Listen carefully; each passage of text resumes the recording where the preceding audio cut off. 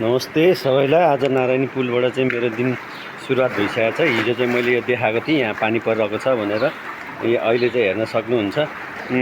हिजो चाहिँ म यहाँ परतिरसम्म गएर चाहिँ भिडियो खिच्न सकेको थिएँ भने आज चाहिँ अब यहाँ चाहिँ पिलरहरू पनि थियो, यो के भन्छ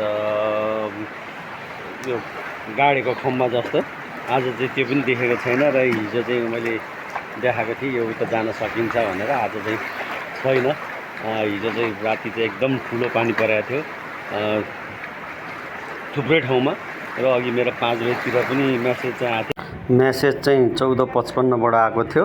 जल तथा मौसमविदले त्रिशुली, मर्स्याङ्दी, सेती, गण्डकी, काली गण्डकी लगायत नदीहरू बाढी आइरहेकोले गण्डकी प्रदेशको पहाडी जिल्ला आज साँझसम्म थप वर्षा हुने पूर्वानुमान रहेकोले नारायणी नदी आसपास डुबान भइरहने ठाउँको बासिन्दा साँझसम्म सतर्क रहनुहोला भनेर चाहिँ मेसेज आएको छ। त्यसले गर्दा चाहिँ हजुरहरू चाहिँ सतर्क हुनुहोला। यो चाहिँ अझ खोला बढ्दै नै रहनेछ। ल फेरि हिजोकै ठाउँमा आइपुगेको छ।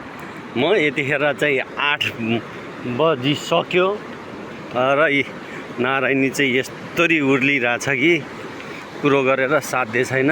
त्यसमाथि अब बिहान अघि मलाई मेसेज आउँदा चाहिँ काली गण्डकी विभिन्न ठाउँमा चाहिँ पानी चाहिँ एकदम बढी परिरहेको छ भन्दै थियो पहाडी एरियामा।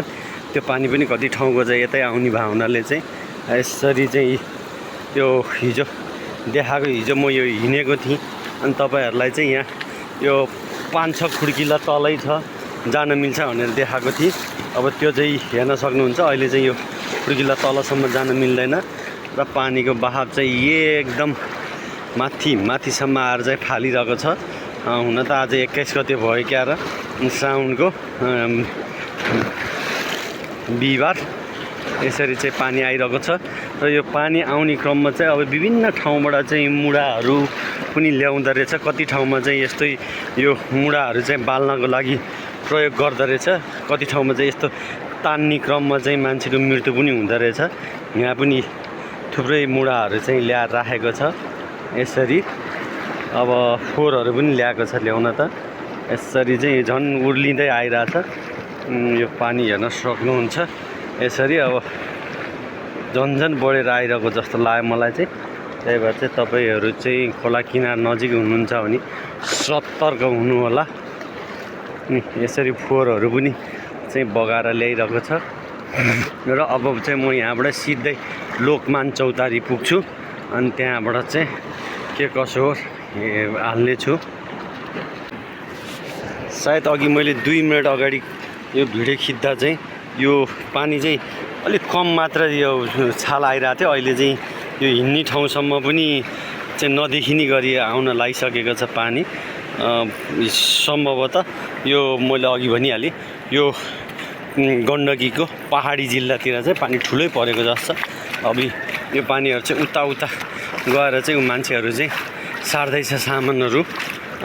सम्भवतः अब म पनि यो बाटो हिँड्न अलिकति असुरक्षित हुन्छ कि, किनभने यहाँ घुँडा यतिसम्म आइसकेको छ।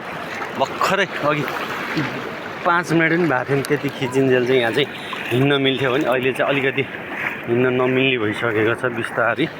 त्यही भएर चाहिँ सुरक्षित रहनु होला। उहाँहरू चाहिँ अघि व्यापारको लागि चाहिँ यता राख्नु भएको थियो। अब यो गाडाहरू अहिले चाहिँ उहाँहरूको भाग भइरहेको छ। अब म पनि सम्भवतः यो लोकमान चौतारीसम्म चाहिँ पुग्न सक्दिनँ जस्तो छ। यस्तो तालले चाहिँ कन्फर्मै हो। अब पानी बढ्दै आइसकेको छ। त्यहाँ मान्छे कस्तो मजाले पौडी खेलिसकेको छ, देखिहाल्नुभयो। यो भाइ पौडी खेलेको छ। म पनि सम्भवतः सुरक्षित नहुन सक्छ। त्यही भएर लोकमान चौतारातिर जानु पऱ्यो पनि उतैबाट जानु पर्ला जस्तो। अहिले फेरि म त फेरि पौडी खेल्न नआउने मान्छे, अहिले फेरि जाउँला र आपत पर्ला। हेर्नु त कस्तो छ एकैछिन। अब मिल्ने ठाउँबाट चाहिँ भागिहाल्नु पऱ्यो म पनि। ओहो अब पानी बढेको चाहिँ यहाँ माथिसम्म आइसकेको छ। त्यो अहिले अग्लो ठाउँबाट चाहिँ भाग्नुपर्ने छ। म चाहिँ भागिहाल्नु पऱ्यो। पानी झन् बढ्दै आइसकेको छ। ओहो हो हो मान्छेहरूको सामान्य यसरी जोगाउनको लागि चाहिँ भागिरहनु भएको छ।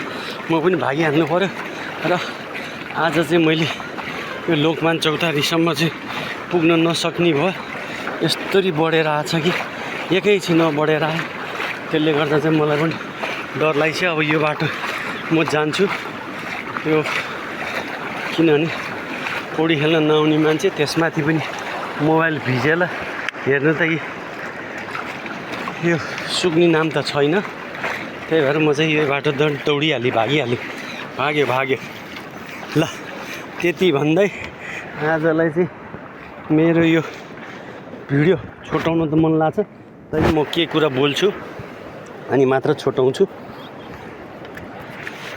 ल। यो बाटो भाग्नु परेको छ।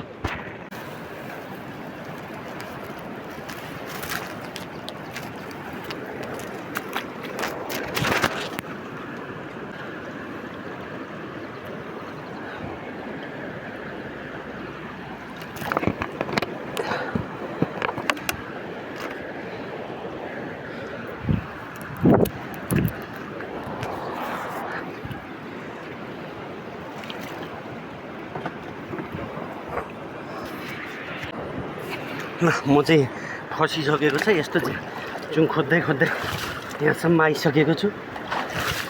अब म कताबाट जाने हो भन्नु नै थाहा छैन। म आफै चाहिँ चिप्लिँदैछु। यहाँसम्म चाहिँ आइपुगेँ। मलाई यस्तो डर लाग्छ कि पानी बढिरहेको छ। सातो गयो। अझै म पुग्नलाई धेरै नै ठाउँ छ। त्यहाँ पुग्न सक्यो भने चाहिँ हेर्नु न, झाङझुङ छ। कताबाट जाने होला, आपत परिसकेको छ। पानी बढेको छ। हेर्नु त कस्तो मुजी त यहाँ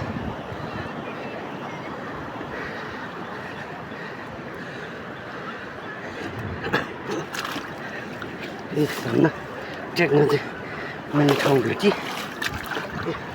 साला डुब्यो।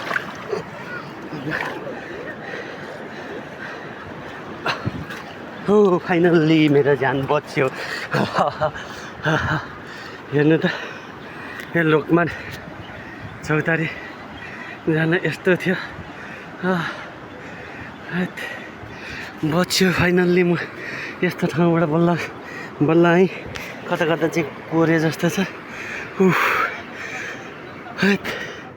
ल त्यही भएर तपाईँहरू पनि सचेत हुनु होला। आज चाहिँ यदि तपाईँ नारायणी छेउछाउ छ भने चाहिँ नआउनु होला। म पनि यहाँबाट बल्ल बाटो पत्ता लाएर आएँ। ल यति भन्दै आजलाई चाहिँ मेरो भिडियो चाहिँ यहीँबाट टुङ्गाउँछु।